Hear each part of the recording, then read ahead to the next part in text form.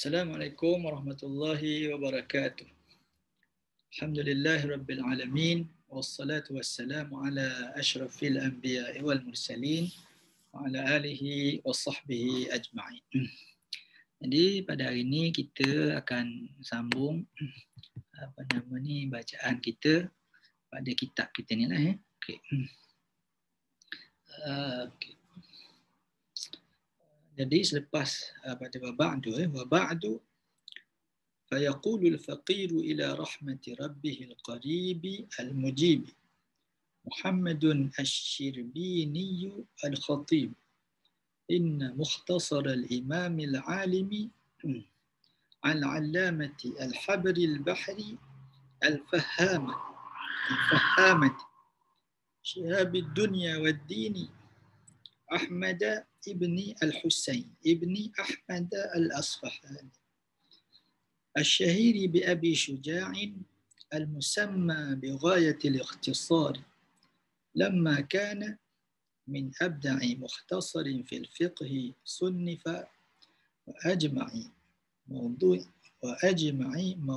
له فيه على مقدار حجمه ألف التمس مني بعد الأعزة علي المترددين إلي أن أضع عليه شرحا يوضح ما أشكل منه ويفتح ما أغلق منه ضاما إلى ذلك من الفوائد المستجدات والقواعد المحررات. Okey.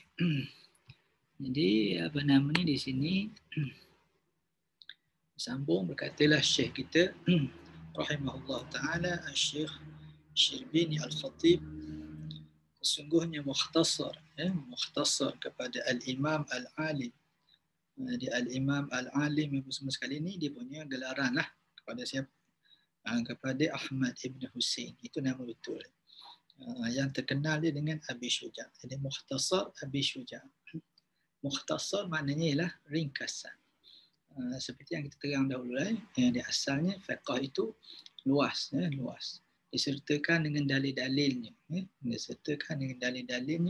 kemudian keterangan kepada dalil-dalilnya maka dicapailah hukum keputusan dia yang ini syarat, yang ini hukum, yang ini yang perkara yang membatalkan dan seumpama. Jadi diambil semua hukum-hukum itu dijadikan nota padat. Nota padat itu dipanggil mukhtasar, ringkasan. Jadi ringkasan inilah yang dijadikan sebagai asas untuk disyarahkan. Apabila mukhtasar ini dijadikan asas untuk disyarahkan, maka dipanggil dia sebagai matan.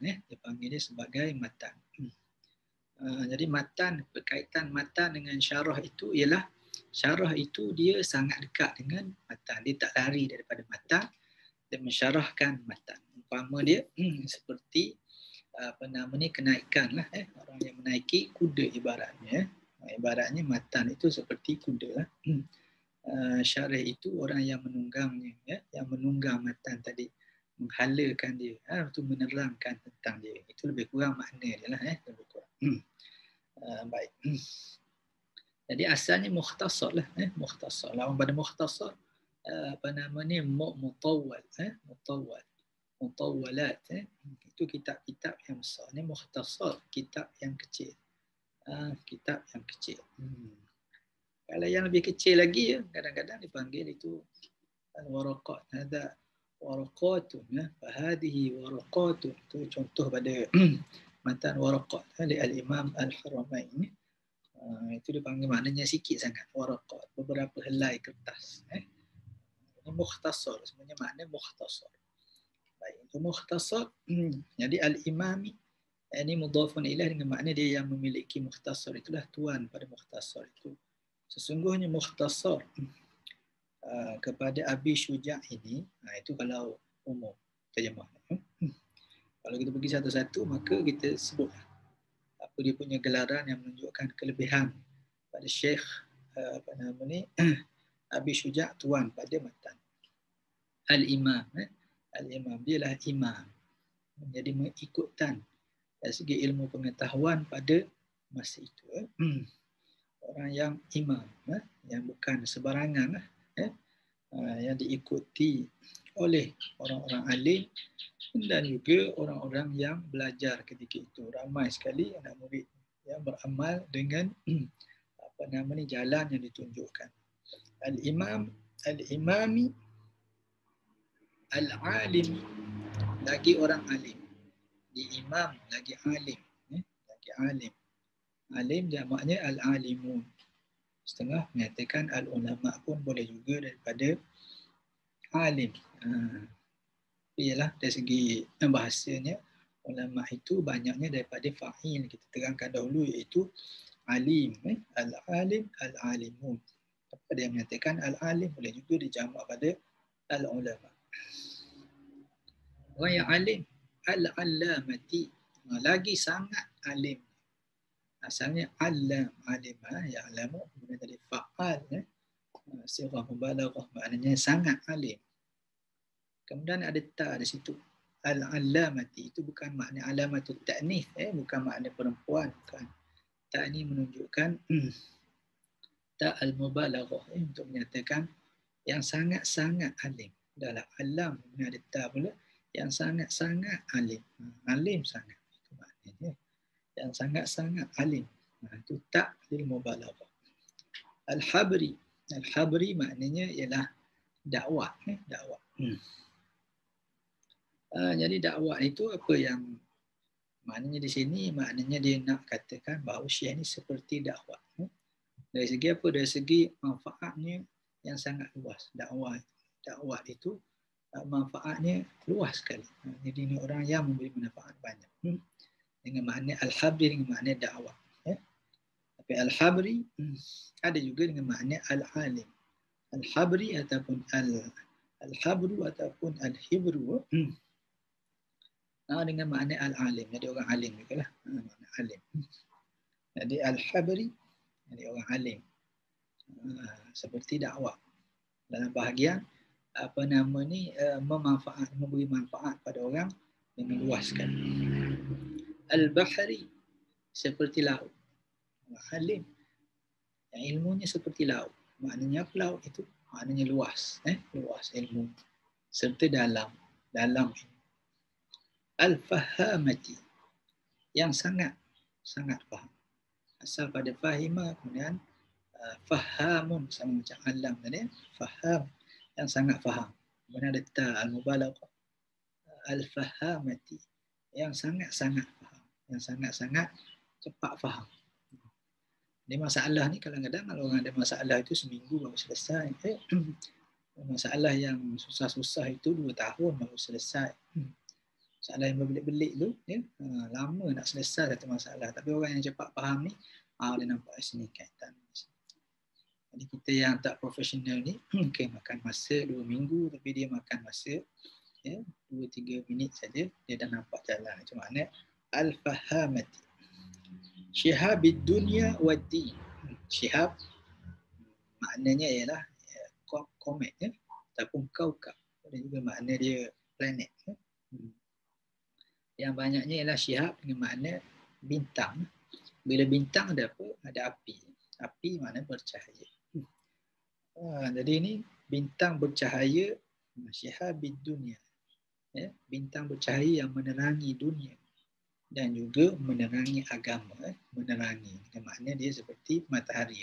Menerangi dunia dan menerangi agama. Dia itu ibarat seperti bintang menerangi. Setengah ulama mengatakan syihab dengan makna bintang, bila bintang ni bukan dia menerangi saja, tapi dia membakar. Membakar apa? Membakar hujah-hujah pihak yang salah, membakar was-was, membakar sehingga teranglah kebenaran. Itu makna syihab. Itu dengan satu makna. Satu makna menerangi, wajah syabah dia boleh makna menerangi, boleh juga dengan makna membakar kebatilan. Kerana panas dia itu membakar kebatilan. Syihabi ad-dunya wad-din. yang menerangi yang membakar kebatilan dalam urusan dunia dan juga dalam urusan agama. Dalam urusan agama, apabila ada ajaran-ajaran sesat, ajaran yang salah dan sebagainya, maka dia seperti bintang yang membakar. Ataupun boleh kita pakai seperti makna menerangi. Jadi Ahmad ibn al-Husain. Ahmad nama dia, nama Syekh kita. Tapi tak ingat nama dia kerana terkenal dengan Abi Syuja'. Jadi Ahmada. Jadi di sini dia apa ni? Dia jadi badal pada al-imam. Badal pada al-imam. Al-imam al-alim. Jadi Ahmad bila dia badal pada imam majrur walaupun ilaih majrur maka dia majrur. Jadi majrur bil fathah. Ahmad tak jadi Ahmadi kerana dia mamnu' min as-sarfi lil alamiyati wa wazn al-fi'li kerana nama orang yang nama di atas wazan fi'il atas wazan fi'il. Jadi Ahmad itu asal pada hamida. Kalau hamida maknanya memuji. Kalau Ahmadu itu jadi fi'il mudhari' untuk ana, untuk saya. Saya memuji. Tapi di sini bukan untuk digunakan sebagai fi'il, tapi nak digunakan sebagai nama. Maka orang Arab menjadikan dia sebagai mamnu' min as-sarfi, iaitu tidak boleh ditanwinkan dan tidak boleh menerima baris bawah. Maka dia majrur bil fathah. Jadi apa nama ni? Ahmad ibni al-Husaini ibni Ahmad al-Asfahani. Al-Asfahan, Asfahan sekarang ni di apa nama ni? Di Iran sekarang Al-Asfahan. Jadi dulu dipanggil itu apa nama Irak lah panggil Ardus Sawat ni. Okey. Jadi Al-Asfahani. Ini ramai yang tulis sejarah orang Islam ni, ramai yang tulis apa asal Asfahan ni. Dikatakan dia keturunan daripada Nabi Nuh alaihissalam, seorang bernama cucu dia yang berapa keturunan nama dia Asfahan. Itu boleh dirujuk dalam kitab-kitab tarikh lah, kitab tarikh. Al-Asfahani di pusat ilmu pada suatu ketika dahulu. Asy-Syahiri, asy-syahir bermakna al-masyhur. Syahir yang terkenal Ahmad ni terkenal dia dengan bi Abi Syuja', dengan nama dia Abi Syuja'. Ini dipanggil kunyah kunyah. Abi Syuja', bapa kepada keberanian. Jadi kita tak tahu Syuja' tu ada nama anak dia. Biasanya kunyah ni dengan abu ataupun dipanggil kunyah. Biasanya dia ambil nama anak yang sulung, anak sulung. Abu Salamah, Ummu Salamah, Abu apa nama? Abu Muhammad. Kalau Imam Asy-Syafi'i, Abu Abdillah. Tapi tidak semestinya nama anak. Macam Aisyah radhiyallahu anha dipanggil Ummu Abdillah. Ummu Abdillah. Aisyah radhiyallahu anha tak ada anak. Tapi Abdullah itu adalah anak saudaranya, Abdullah ibnu Az-Zubair ibnu Al-Awwam. Pada kakaknya Asma. Jadi digelar dia dengan nama Ummu, digelar kunyahnya dipanggil kunyah. Tadi panggil laqab. Kunyahnya ialah Ummu Abdillah. Syafi'i kunyahnya Abu Abdillah. Kunyah ni jaranglah tempat kita panggil abu itu. Maka itu dipanggil kunyah. Macam Sayyidina Umar, Abu Hafsin, bapa singa. Kadang-kadang tidak berkait dengan ahli keluarga, kadang-kadang. Jadi di sini Abi Syuja' itu dipanggil kunyah. Abi Syuja' al-musamma yang dinamakannya. Sifat pada mukhtasar tadi lah. Ada sifat ni dalam keadaan makrifah lah. Kerana mukhtasar sudah pun diidhafahkan kepada makrifah. Maka dia pun jadi makrifah. Ada sifat dia pun datang dalam bentuk makrifah. Al-musamma yang dinamakan dia bi ghayatil ikhtisari, dinamakan dia dengan yang teramat ringkas. dinamakan dia dengan yang teramat ringkas. Jadi ini ayat dia panjang lah kerana ujian dia itu banyak. Nak kata dia orang alim sangat.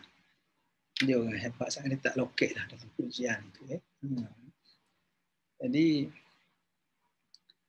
orang ni dia memuji orang lain tinggi, banyak tinggi. Dia tak puji diri dia tinggi, puji apa? Puji tok guru dia tu tinggi, tinggi puji-pujian. Zaman sekarang ni dia puji diri tu tinggi. Orang lain direndahkan. Tengok dia ni, dia bilang tengok macam mana dia bilang hebatnya pada musannif kepada yang menulis matan, tulis dia. Itu maknanya satu penghargaan lah. Sebab nak tulis matan yang baik seperti itu bukan senang. Bahkan dipuji juga. Dipuji juga matan tadi. Macam mana dipuji matan? Dipuji. Dia kata sesungguhnya matan Abi Syuja' itu kalau ringkas tu. Kalau kita buang kelarang dia sama sekali. Kita kata Mukhtasar Abi Syuja' itu, sesungguhnya Mukhtasar Abi Syuja' itu, ataupun sesungguhnya matan Abi Syuja' itu masuk lamma kana min abda'i mukhtasarin fil fiqhi sunnifa. Maka lamma tatkala lamma ni adalah ada tu syartin, syarat. Jadi dia akan ada jumlah syarat dan jumlah jawab. Jumlah syarat dia bermula pada kana, jawab dia dekat iltamasa. Tatkala adalah kana, biasa kita terjemah adalah kalau fa'il madhi. Tatkala adalah apa? Adalah mukhtasar imam tadi Abi Syuja', mukhtasar matan Abi Syuja' itu. Mana kita tahu itu dhamir mustatir. Dhamir mustatir pada kana itu mana isim kana dhamirun mustatirun taqdiruhu huwa ya'udu ila mukhtasari mukhtasari imam. Baik. Jadi tatkala adalah mukhtasar Abi Syuja' itu min abda'i mukhtasari, daripada seelok-elok mukhtasar. Seelok-elok mukhtasar. Abda'i ni maknanya yang paling inovatif. Kata cantik pun boleh, inovatif pun boleh. Yang paling inovatif, yang paling elok. Adalah sebab daripada yang paling elok daripada kalangan ringkasan fil fiqhi, di dalam ilmu fiqh. Dalam ilmu fiqh, dalam ilmu fiqh ni maksudnya ilmu fiqh mazhab Syafi'i di sini. Jadi merupakan sebaik-baik mukhtasar di dalam fiqh sunnifa yang pernah disusun. Mengenai pun susun banyak matan. Maka dia kata ini yang paling baik dari segi ringkasan, inilah yang paling baik yang pernah disusun, yang pernah ditulis. Wa ajma'i mawdu'in lahu fihi ala miqdari hajmihi ulifa. Dan ajma'i yang paling banyak mengumpulkan mawdu'in, yang banyak mengumpulkan tajuk-tajuk, yang masail, banyak mengumpulkan tajuk-tajuknya. Lahu bagi sini susah sikit. Lahu balik pada siapa? Fihi di dalam fiqh itu. Yang paling banyak masalah-masalah baginya di dalam fiqh. Jadi lahu ini kata pengarang Hasyiah Al-Bujairi ni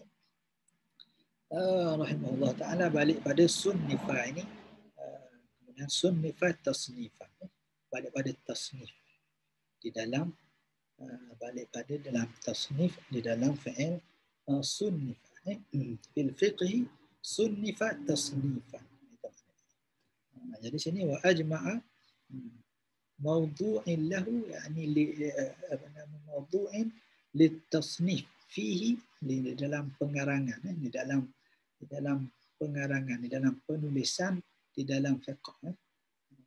Maka dialah yang paling banyak mengumpulkan masalah-masalah maknanya tajuk-tajuk lah, mengumpulkan tajuk-tajuk. Tajuk-tajuk, okey, ni semayang Kemudian apa syaratnya, kemudian apa yang rukunnya, kemudian satu syarat dia begini, satu syarat begini, apa yang sunatnya, apa yang abadnya, apa yang hayatnya, begitu. Maka dia susun. Maka banyak masalah yang disusun itu panjang. Masuk sampai haji, masuk sampai masuk sampai wudu. Semua sekali dikumpul. Maka kata dia, ini ajma'i mawdu'in lahu litasnifi fihi. Ini kena tulislah sikit lahu tu balik pada tasnif itu susah. Kita nak cari tu susah. Nak fikir tu maknanya perlu pada bahasa Arab kita tinggi sangat. Kadang tak sampai kita. Tapi ialah itulah khidmat muhasyi pula. Sedangkan pada kita nak cari kat mana dia punya balik dia. Nak balik pada balik pada domain tadi. Domain ini bila ada domain mesti ada tempat balik. Kecuali domain asya'ni, itu domain yang tak ada tempat balik. Yang ni kena ada tempat baliknya, maka dia kata balik pada litasnif. Tasnif ada kat mana? Pada dalam sunnif. Ajma'i mawdu'in lahu fihi ala miqdari hajmihi kulli. Jadi banyak masalah itu kalau dibanding dengan apa? Mengikut pada miqdari hajmi, mengikut pada ketebalan. Miqdari hajmi maknanya ketebalan, tebal. Ulifa yang pernah dikarang, yang pernah ditulis. Jadi mukhtasar ini dia banyak tajuk, mencakupi banyak tajuk. Kalau banding dengan qada nipis dia, jadi dia kitab kecil saja, tapi tajuk dia banyak sekali. Kalau lain kitab senipis itu tajuk tak banyak macam dia, tak banyak macam dia. Itu maknanya. Kalau kitab yang lagi besar memanglah ada masalah lagi banyak, tapi sesuailah dengan tebalnya. Tapi ni yang mukhtasar yang nipis saja. Mukhtasar yang nipis saja matan. Kalau kita tengok matan Abi Syuja' lagi nipis saja, tapi tajuk dalamnya banyak sekali. Jadi di sini dia puji apa ni? Dia puji tentang matan. Puji tentang matan. Di atas tadi dia nak puji tentang pengarang. Jadi dia kata ini oleh kerana ini kitab matan Abi Syuja'. Oleh kerana dia ini adalah sebaik-baik matan, seelok-elok matan di dalam fiqh yang pernah ditulis. Dan dalam keadaan kecil dia banyak sekali tajuk-tajuk fiqh di dalam ni yang tidak ada di dalam mukhtasar lain yang senipis dia. Maknanya bijak sangat. Matan tu padat semualah. Padat tetapi meliputi. Oleh kerana dia sebaik-baik matan, seelok-elok dan banyak tajuknya, maka jawabnya dia kata oleh kerana lama kerana tatkala adalah kitab ini sebaik-baik seelok-elok matan, kerana begini-begini, maka iltamasa minni, telah meminta daripada saya, telah meminta. Talabah,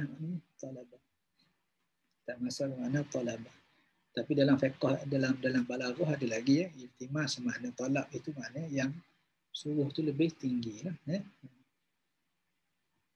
Jadi ini menunjukkan yang suruh tu tak lebih tinggi daripada dia.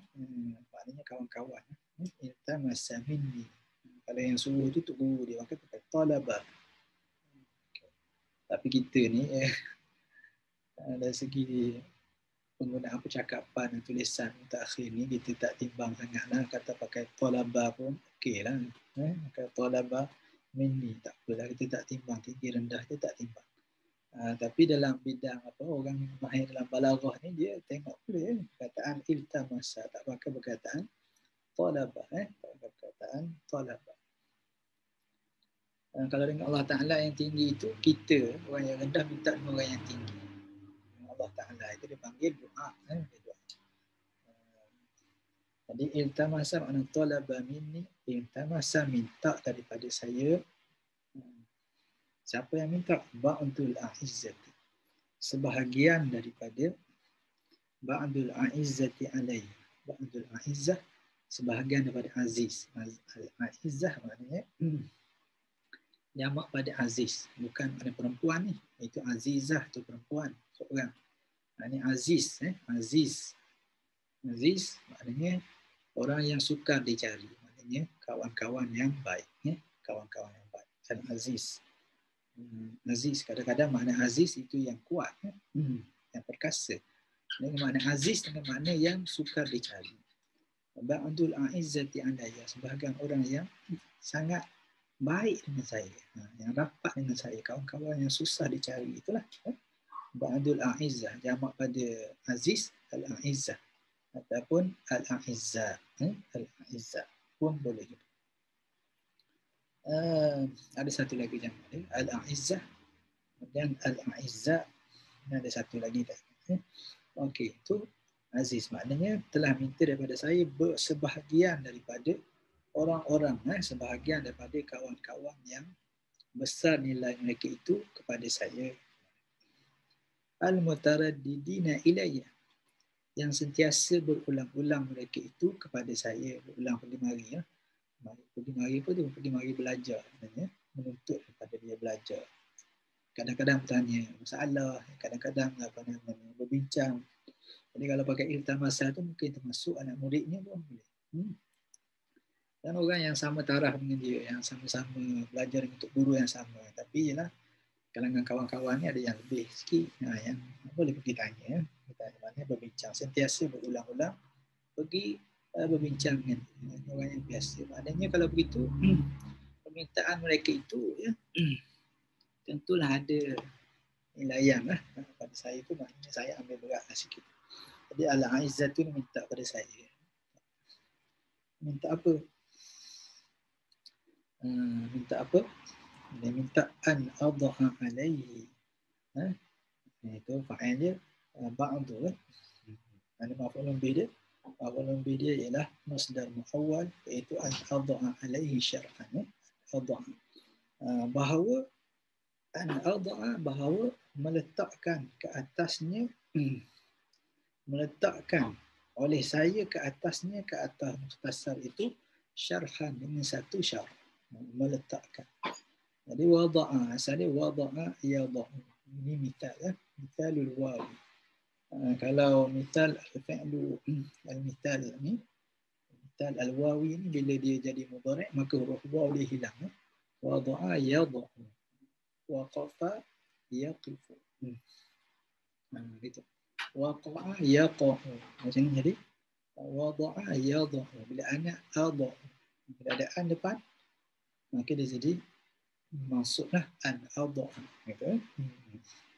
Kalau cari dalam kamus kita akan cari perkataan wada'a, tak boleh jumpa ni. Wada'a itu tak boleh. Ini fa'il madhi.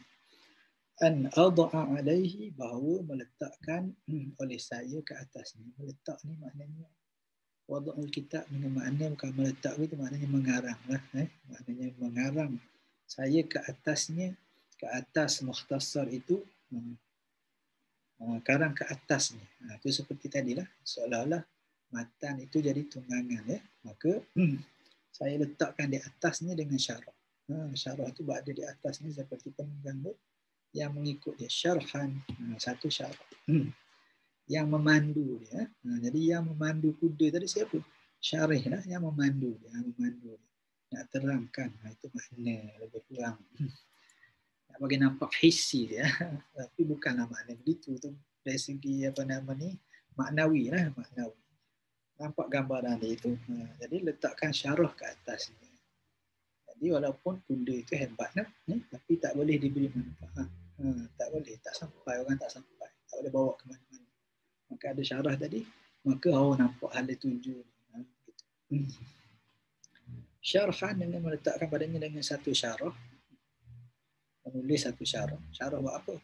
Yuwaddihu ma ashkala minhu.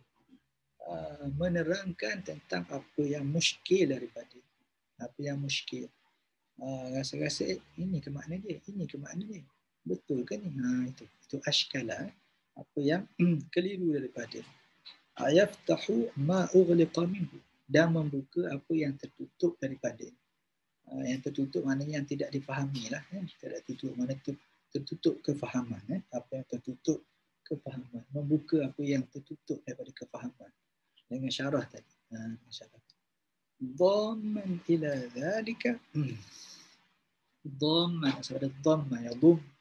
isim fa'il ya, dhamman dalam hal keadaan aku balik pada hal ya, hal ni hal dhamman, sahibul hal itu balik pada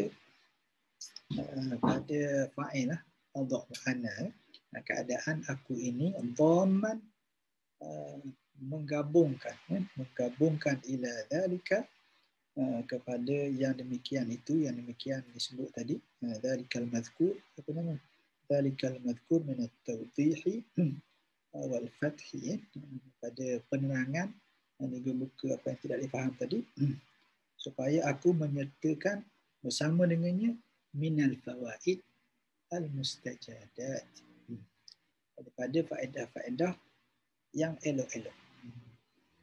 Dalam kitab kita ni al-mustajadat, maknanya tak ada alif di situ. Ada lagi kitab yang tak ada alif.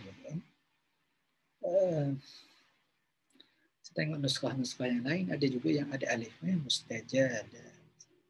Tapi tengok dalam Bujairimi, maka dia kata maknanya ialah al-mustahsanah, yang dielokkan, minal jaudah, daripada keelokan. Oleh kerana itu dia bukan mustajadat, al-mustajadat yang baru, yang terbaru, yang semasa, al-mustajadat. Ini bukan al-mustajadat, ini al-mustajadat. Al-mustajadat minal fawaid al-mustahsan, daripada faedah-faedah yang elok-elok. Apa dia faedah? Faedah tu memang elok. Apa makna faedah di sini? Ini bukan makna faedah tu. Faedah bank tu ada satu juga kan. Faedah namanya faedah riba lah. Fawaidul bunuk. Dan ni faedah apa ni? Faedah ni maknanya kita kata faedah-faedah yang ditambahkan kepadanya daripada faedah-faedah yang elok. Maknanya ulasan-ulasan yang bernas. Makna faedah di sini maknanya ulasan-ulasan yang bernas, yang menarik. Jadi benda tu nampak pada orang biasa saja, tapi orang yang pandai ni dia nampak satu ulasan, bila dengar ulasan bernas, nampak jadi lebih cantik, jadi lebih elok. Begitu. Kadang-kadang membawa kepada kefahaman yang lebih. Itu makna fawaid al-mustajadat. Wal qawaidi al-muharrarat. Dan menggabungkan juga lain daripada itu supaya ada kaedah-kaedah yang telah yang telah di al-muharrarat. Muharrar maknanya yang telah diedit lah, yang telah dibincangkan, yang telah dibincang, qawaid yang telah dibincang, kemudian hasil dia itulah, hasil dia itu. Dikata kaedah-kaedah yang telah terbukti lah, kata kaedah-kaedah yang telah terbukti dan digunakan. Begitu. Kaedah-kaedah itu dibuktikan, dia banyak kaedah, macam ada kaedah ni, maka kaedah yang al-muharrarat, yang telah pun dibincangkan. Gitu. Kaedah-kaedah yang telah dibincang. Kaedah ni apa nama ni, bila ada satu kaedah maka bawah dia ada furuk, maka furuk pun ikut kaedah lah. Ini maksudnya qawaid al-muharrarat. Mungkin qawaid fiqhiyah, mungkin juga qawaid usuliyah boleh jadi. Itu dia maknanya, minta tambah juga faedah-faedah yang elok dan juga qawaid yang telah pun diakui oleh para ulama berdasar pada perbincangan. Allati wada'tuha, yang telah pun aku letakkan dia, yang telah aku tuliskan dia. Itu balik pada fawaid dan juga qawaid. Jadi dah tulis dah ada dah ni Syekh Syekh Bini tulis. Faedah-faedah tu ada kat mana? Dengan qawaid tu ada kat mana? Fi syuruhi, di dalam syarah-syarahku, dalam syarah-syarahku yang aku tulis syarah dia, ala tanbih. Ada syarah kitab yang lain lah, syarah ala tanbih, kitab al-Imam Asy-Syirazi, Abu Ishaq Asy-Syirazi. Wal minhaj, itu matan minhaj at-talibin bagi al-Imam An-Nawawi. Wal bahjah dari al-Wardi, maka dia dah syarah banyak. Dia dah syarah banyak. Kemudian tadi ni kitab dia macam khulasah lah ni. Itu kitab-kitab besar semua. Mana ada kitab kecil. Ini soalan ni khulasah pada ilmu dia. Itu kelebihan pada kitab ni lah. Pada Asy-Syibini yang dia dah ada kitab yang besar, kemudian dia buat ringkas. Maka dia kata orang yang datang pada dia tu cadang pada dia ni itu syarah Minhaj, ini syarah Banal Tanbih sama sekali. Di dalamnya engkau tolonglah tulis ni syarah apa ni? Syarah yang ringkas ni, syarah Abi Syuja'. Kau terang apa yang tak faham sama sekali, apa yang keliru. Samping itu ada juga ulasan-ulasan bernas dalam syarah yang lama dan juga qawaid. Hukum itu balik pada qawaid mana. Engkau tolonglah buat satu syarah yang begitu untuk kami lebih mantap lagi memahami matan Abi Syuja' tadi. Fastakhartullah ta'ala muddatan minaz zaman. Maka aku pun beristikharahlah kepada Allah Subhanahu Wa Taala selama beberapa waktu. Sampai situ dulu untuk pada kali ini. Wassallallahu ala nabiyyina Muhammadin wa ala alihi wa sahbihi wa baraka wa sallam. Assalamualaikum warahmatullahi wabarakatuh.